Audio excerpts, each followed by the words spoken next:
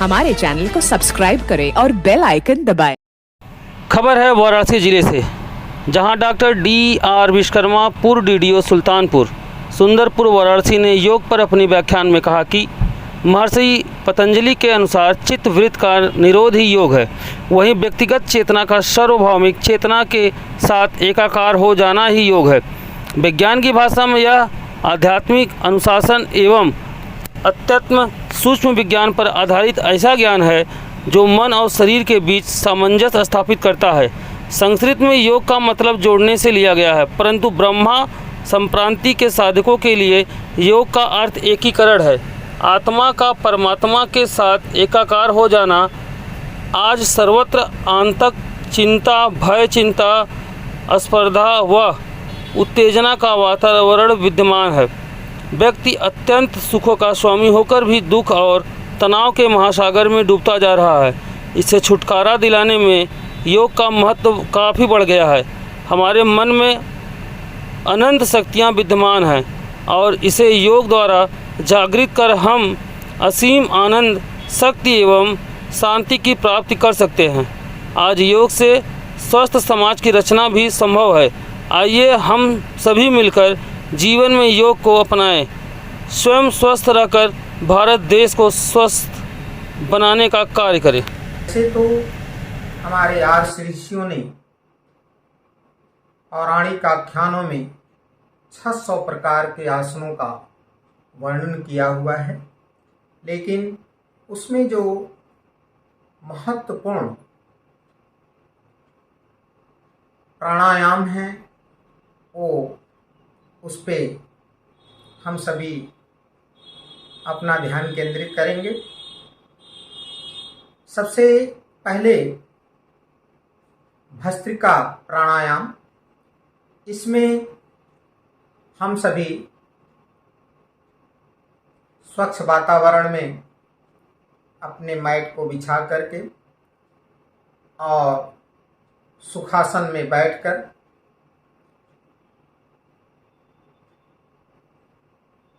दोनों नासिका छिद्रों से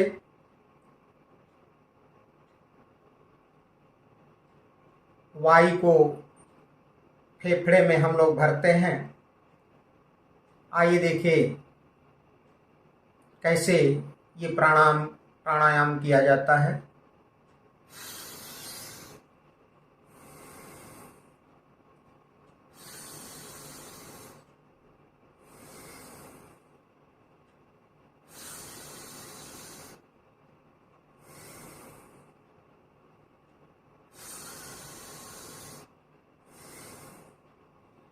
इस प्राणायाम को 5 मिनट तक कर सकते हैं और अभ्यास करने के पश्चात इसे तीव्रता के साथ भी कर सकते हैं, मंद गति से भी करते हैं। सबसे पहले शुरुआत बहुत ही आराम से श्वास को अंदर ले जाना और फेफड़े को भरना है। आप सभी जानते हैं कि जब हम श्वास को अंदर लेते हैं और फेफड़े में भरते हैं तो इस क्रिया को हम पूरक कहते हैं, और सांस को जब हम फेफड़े में कुछ देर के लिए रोकते हैं तो ये क्रिया कुंभक कहलाती है, और जब हम प्राणवायु को फेफड़े से बाहर करते हैं तो इसे हम लोग रेचक कहते हैं। तो इसी प्रकार से ये प्राणायाम किया जाता है। आराम से बैठ करके आप प्राणवायु को अंदर भरें और फिर बाहर निकालें। इसे पहले मंद गति से और फिर अभ्यास होने के बाद इसे तीव्र गति से भी संपन्न किया जा सकता है। इस प्राणायाम के जो फायदे हैं कि मन हम सभी का एकाग्र होता है, इससे श्वसन तंत्र मजबूत होता है, इम्यूनिटी पावर बढ़ता है, और कहते हैं कि एजिंग प्रोसेस, बुढ़ापे का आना मंद गति से होता है और शरीर मृत्युंजयी होता है।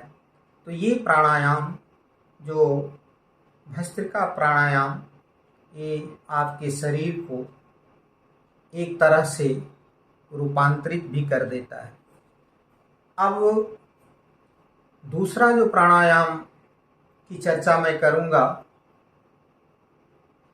वो है कपालभाति। कपालभाति के विषय में आप सभी जानते भी होंगे, लेकिन कपालभाति कैसे की जाती है उसे आइए शुरू करें। इसमें हम पेट को अंदर ले जाते हैं और सांस को बाहर छोड़ते हैं।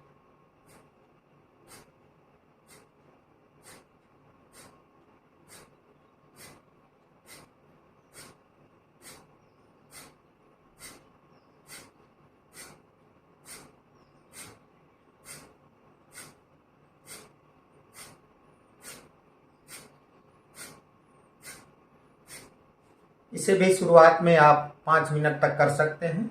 इससे पेट की चर्बी घटती है, पाचन क्रिया सुधरती है और भूख भी तीव्रता के साथ लगती है। डायबिटीज़ और कोलेस्ट्रॉल कंट्रोल होना शुरू हो जाता है और कैल्शियम, आयरन और विटामिन की जो डिफिशियंसी है शरीर में वो भी मेंटेन होने लगती है। यानी कुल मिलाकर के आपका शरीर ऊर्जावान होने लगता है। मित्रों, योग से हम शक्ति प्राप्त करते हैं और व्यायाम से हम शक्ति को घटाते हैं। तो योग और प्राणायाम बहुत ही जरूरी है शरीर को स्वस्थ रखने के लिए। तो मैंने आपको पहला प्राणायाम भस्त्रिका, दूसरा कपालभाति और तीसरा जो प्राणायाम मैं प्रदर्शित करने जा रहा हूं उसको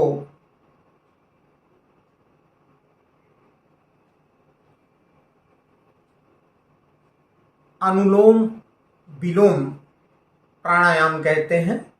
अनुलोम विलोम प्राणायाम से आपका श्वसन तंत्र मजबूत होता है, रक्त परिसंचरण तंत्र में शुद्धता आती है। इसे हम कैसे करते हैं आइए देखें। सबसे पहले हम दाहिने हाथ के अंगूठे से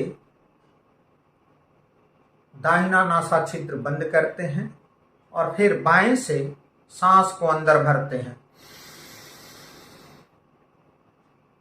फिर तर्जनी से आप बाएं नासिका छिद्र को बंद कर दाहिने छिद्र से सांस को बाहर निकालते हैं। फिर यही क्रिया दाहिने नासा छिद्र से सांस को अंदर लेते हैं।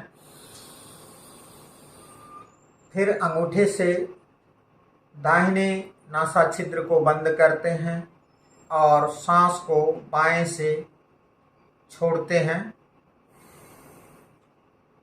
फिर बाएं नासा छिद्र से सांस को अंदर ले जाते हैं और इसे पुनः बाएं नासा छिद्र को बंद करते हुए दाहिने नासा छिद्र से सांस को बाहर की ओर आने देते हैं। ये प्राणायाम अनुलोम विलोम प्राणायाम कहलाता है। इससे मन एकाग्र होता है, आँख की समस्याएं दूर होती हैं, हाइपरटेंशन और दिमाग के लिए बहुत ही अच्छा प्राणायाम है। इससे मेमोरी पावर भी बढ़ती है और बहुत सारे लाभ इसके हैं। चित्त आपका शांत रहने लगता है और आपका शरीर दिन भर ऊर्जावान बना रहता है। मेनली ये आपके रक्त परिसंचरण तंत्र को शुद्ध करता है और नकारात्मक विचार आपके मन मस्तिष्क से दूर होते हैं। और शरीर में, जैसा कि आप जानते हैं कि अनंत ज्ञान की कोशिकाएं भी हैं, लगभग 70 लाख करोड़ कोशिकाओं से ये शरीर हम सभी का बना हुआ है। तो उसे इस प्राणायाम के करने से ऊर्जा प्राप्त होती है और आपका मन शांति का अनुभव करता है। अब आइए हम सभी अगला प्राणायाम, जिसे भ्रामरी प्राणायाम कहते हैं, उसे हम लोग कैसे करते हैं। सर्वप्रथम हम सभी अपनी ये तर्जनी अंगुली दोनों मस्तक पर लगाते हैं और 3 जो अंगुलियां हैं उनसे आँख बंद करते हैं और अंगूठे से, दोनों अंगूठे से कान कर्ण के छिद्र को बंद करते हुए सांस को अंदर लेते हैं और भ्रमर जैसे भन भन करता है, उसी तरीके से सांस को हम लोग अंदर जो है भ्रमर की तरह गुंजायमान करते हैं। आइए देखें।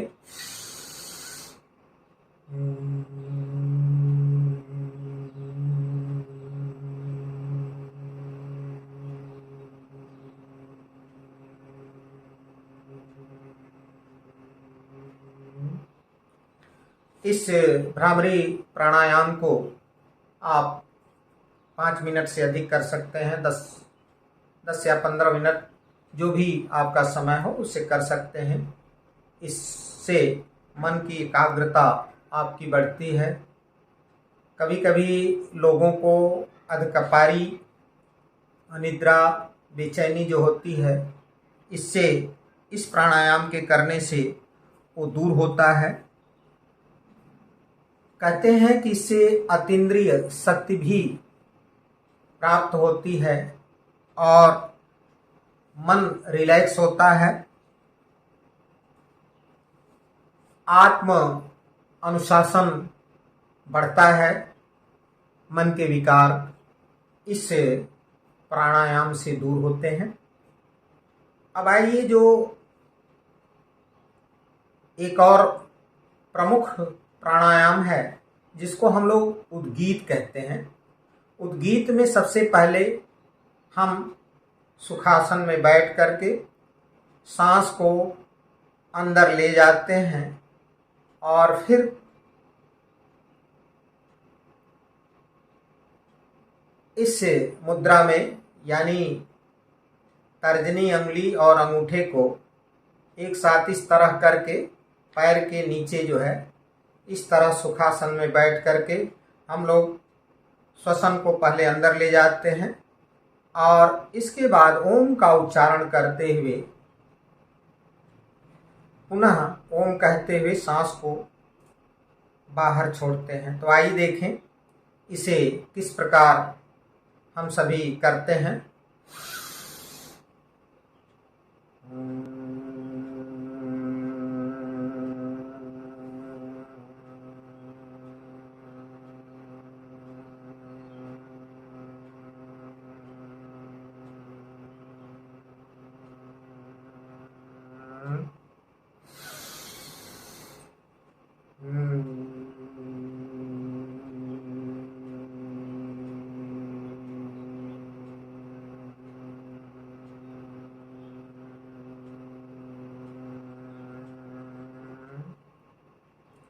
मित्रों, ओम के उच्चारण से बहुत सारी बीमारियां दूर होती हैं।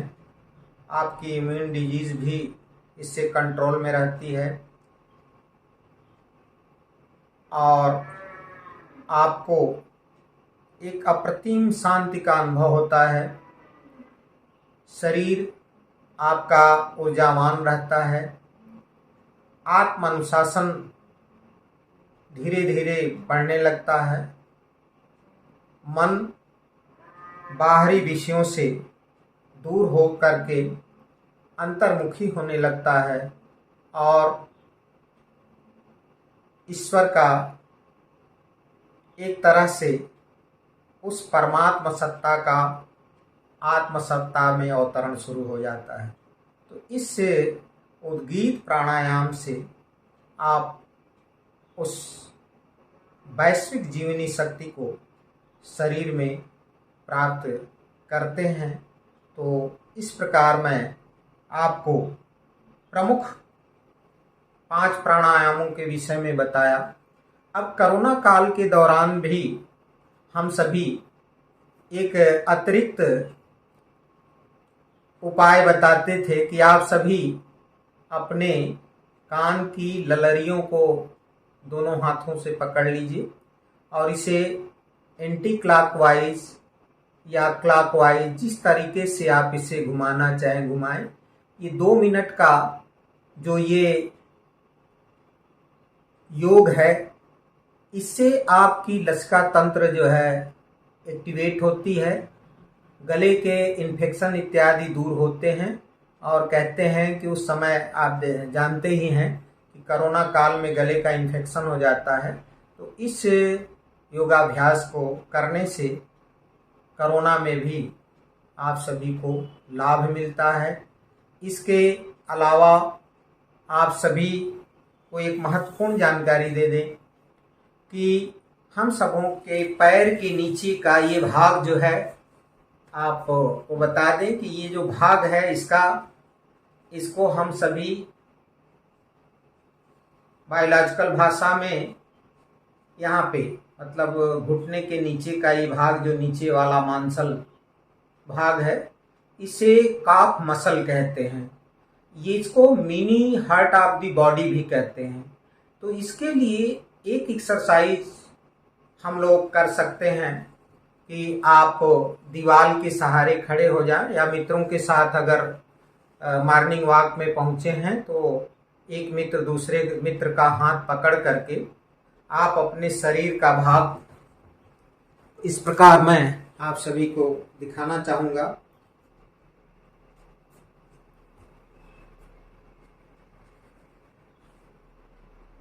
सर्वप्रथम अंगुलियों पर आप अपने शरीर का भार वो करें, फिर इसके बाद एड़ी पर भार करें, फिर इसके बाद फिर अंगुलियों पर शरीर का भार रखें, फिर इसके बाद एड़ी पे आप शरीर का भार रखें। इसे दीवार के सहारे भी या मित्रों का हाथ में हाथ पकड़ करके इसे आप संपादित कर सकते हैं। इससे पिंडलियों का दर्द और पैर की तमाम विकृतियां जो हैं, समस्याएं जो हैं, पैरों में जो दर्द रहता है वो भी दूर होता है। बहुत ही अच्छा योगाभ्यास है जो 3 मिनट तक अगर इसको कर लें तो बहुत ही अच्छा आपका मिनी हार्ट भी जो काफ मसल ये है पैर के मतलब घुटने के नीचे वाला जो मांसल भाग है काफ मसल है जिसे mini heart of the body कहते हैं, इसका भी एक्सरसाइज हो जाता है और रक्त का परिसंचरण आपके लोअर लेवल में भी ठीक ठाक हो जाता है। तो मैं आपको इस योगाभ्यास के संदर्भ में जानकारी प्रस्तुत किया। अब आइए हम सभी देखें कि योग है क्या। योग का ऐतिहासिक विवेचन। मित्रों, आज सर्वत्र आतंक, भय, चिंता, स्पर्धा और उत्तेजना का वातावरण विद्यमान है। व्यक्ति अनंत सुखों का स्वामी होकर भी दुख के महासागर में डूबता जा रहा है। इससे छुटकारा दिलाने में योग का महत्व काफ़ी बढ़ गया है। हमारे मन में अनंत शक्तियाँ विद्यमान हैं और इसे योग द्वारा जागृत कर हम असीम आनंद, शक्ति एवं शांति की प्राप्ति कर सकते हैं। श्रुति परंपराओं के अनुसार भारत में आध्यात्मिक विकास और मानवीय चेतना को आकार देने का काम सबसे पहले शिव ने किया। आज से लगभग 15,000 वर्ष पहले मानव मन में योग का बीजारोपण किया और उन्होंने मानवता को आत्म रूपांतरण की 112 विधियां भेंट की। इसीलिए यौगिक संस्कृति में भगवान शिव को आदि योगी कहा जाता है। योग है क्या, आइए इस पे चर्चा करें। संस्कृत में योग का मतलब होता है जोड़ना, जोड़ने से लिया जाता है, परंतु ब्रह्म संप्राप्ति के साधकों के लिए योग का मतलब है जैसे चीनी का पानी में घुल जाना, उसका जैसे एकीकरण हो जाता है, ठीक इसी प्रकार ब्रह्म संप्राप्ति के साधकों के लिए योग का महत्व है।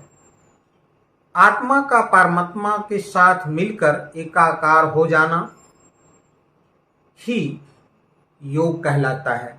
वास्तव में देखें तो व्यक्तिगत चेतना का सार्वभौमिक चेतना के साथ एकाकार होना ही योग है।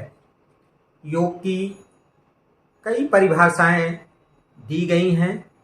विज्ञान की भाषा में यह आध्यात्मिक अनुशासन एवं अत्यंत सूक्ष्म विज्ञान पर आधारित ऐसा ज्ञान है जो मन और शरीर के बीच सामंजस्य स्थापित करता है। भागवत गीता कहती है कि yoga is the journey of the self, through the self and to the self. Patanjali योग में चित्त की वृत्तियों का निरोध ही योग कहलाता है। योगश्चित्त वृत्त निरोधः और समत्वम योग उच्यते। और एक परिभाषा में योगः कर्मसु कौशलम के रूप में भी योग को परिभाषित किया जाता है। योग कई प्रकार के होते हैं। व्यक्ति की शारीरिक क्षमता, उसके मन और भावनाओं तथा ऊर्जा के स्तर के अनुरूप हम योग को 4 भागों में विभक्त कर सकते हैं। पहला है कर्म योग, इसमें शरीर का प्रयोग होता है। ज्ञान योग, इसमें मन का प्रयोग होता है। भक्ति योग, इसमें भावना का प्रयोग होता है। और क्रिया योग, इसमें ऊर्जा का प्रयोग होता है। इसके अलावा भी हमारे आर्ष ऋषियों ने कई प्रकार के योगों की चर्चा पौराणिक आख्यानों में की है, जिसकी चर्चा मैं आपसे अभी करने जा रहा हूं।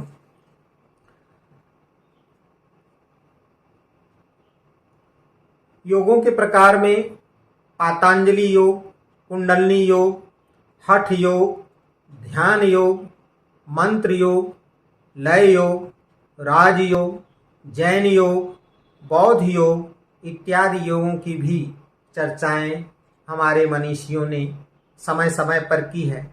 अब आइए देखें कि अष्टांग योग क्या है। योग साधनाओं में पातंजलि ने अष्टांग योग की चर्चा की है। इसके 8 अंग हैं जो निम्नवत हैं। यम, यम माने निग्रह करना, दूसरों से व्यवहार करते हुए जिन नैतिक मूल्यों का हम पालन करते हैं उन्हें यम कहते हैं। यम प्रतिरोधक होता है। यह 5 प्रकार का होता है। सत्य पहला, वाणी कर्म विचारों में सत्यता, परमात्मा सत्य में स्थित रहना। दूसरा है अहिंसा, वाणी कर्म विचारों में अहिंसा, किसी को हानि न पहुंचाना। हमारे आर्ष ऋषियों ने कहा है मां हिंस्याति सर्वभूतानि, किसी जीव की हत्या नहीं करनी चाहिए। अस्तेय, ईमानदार होना, जो आपकी अपनी चीज न हो उसकी चोरी न करना, इसमें दूसरों के विचारों की भी चोरी शामिल है। अपरिग्रह, जो अपनी जरूरत की चीज न हो ऐसी किसी चीज, भावना या संवेदना का संग्रह न करना अपरिग्रह की श्रेणी में आता है। ब्रह्मचर्य, ब्रह्म के साथ एक रूपता। यदि आप विवाहित हैं तो अपने जीवन साथी के साथ पूरी तरह ईमानदार होना ब्रह्मचर्य की श्रेणी में आता है। इसके बाद पातंजलि ने अष्टांग योग में दूसरे अंग की जो चर्चा की है उसे नियम कहते हैं। नियम वह अनुशासन है जिसे स्वयं के लिए पालन करना होता है। इसे व्यक्तिगत नैतिकता भी कहते हैं। शौच यानी बाह्य एवं आंतरिक शुद्धता, शुचिता को शौच की संज्ञा दी गई है। संतोष, अपने किए प्रयत्न से जो फल मिले उसमें प्रसन्न रहना। जीवन में घटने वाली हर घटना को चुनाव रहित लेकर हो करके उसे स्वीकार करना संतोष कहलाता है। तप, कर्तव्य एवं धर्म के लिए जो कष्ट सहन करने पड़ते हैं उसे तप कहते हैं। तप 3 प्रकार का होता है, वाचिक, कायिक और मानसिक तप। ईश्वर प्रणिधान, श्रद्धा पूर्वक अपने आप को ईश्वर की इच्छा के आगे पूरी तरह समर्पित कर देना ईश्वर प्रणिधान के अंतर्गत आता है। आसन, मित्रों, जैसा कि अभी हमने आपको बताया कि हमारे आर्ष ऋषियों ने 600 प्रकार के आसनों का वर्णन किया है। आसन क्या है? स्थिरम सुखम आसनम, यानी जिससे शरीर व मन स्थिर होकर के सुखदायी हो जाए वही आसन कहलाता है। और हम आसन से शक्ति कमाते हैं, जबकि व्यायाम से शक्ति हम घटाते हैं। प्राणायाम, वैश्विक जीवनी शक्ति को श्वास प्रश्वास की क्रिया द्वारा सुव्यवस्थित एवं नियमित करना, जिससे प्राण शक्ति का विकास होता है, उसे प्राणायाम कहते हैं। प्रत्याहार इंद्रिय निग्रह कहलाता है, जिसमें 5 कर्मेंद्रियां, 5 ज्ञानेंद्रियां, शब्द स्पर्श रूप रस गंध को नियंत्रित करना प्रत्याहार की श्रेणी में आता है। धारणा, किसी वस्तु व्यक्ति पर अपने आप को, सांस को केंद्रित करना धारणा कहलाता है। ध्यान, ध्यान द्वारा अपने आप को हम श्रेष्ठता एवं आत्मबोध की ओर ले जाते हैं। पराशक्ति का आत्मसत्ता में अवतरण ही ध्यान का मुख्य प्रयोजन है। इससे हमारे निषेधात्मक भाव कम होते हैं एवं विधायक भाव बढ़ता है। समाधि, मन की चंचलता मस्तिष्क के दिव्य क्षमताओं को निरर्थक कर देती है। प्रवीणता तो एकाग्रता से ही आती है। यदि कोई साधक 3 मिनट तक मन को स्थिर कर ले तो वो शून्य अवस्था में पहुंच जाता है और इससे शरीर और मन को विश्राम मिलता है। तो अब प्रश्न उठता है कि योग से हमें क्या लाभ है? आपका शरीर वृद्ध हो, युवा हो, रोगी हो, दुर्बल हो, किसी भी हालत में आप योगासन कर सकते हैं। निरंतर अभ्यास से आप जल्दी शरीर पर नियंत्रण पा सकते हैं और अपने को स्वास्थ्य पूर्ण बना सकते हैं। और कहते भी हैं कि युवा वृद्धो अतिवृद्धो व्याधितो दुर्बलोति वा अभ्यासाद सिद्धमाप्नोति सर्व योगश्च तंद्रितः। बहुत बहुत धन्यवाद।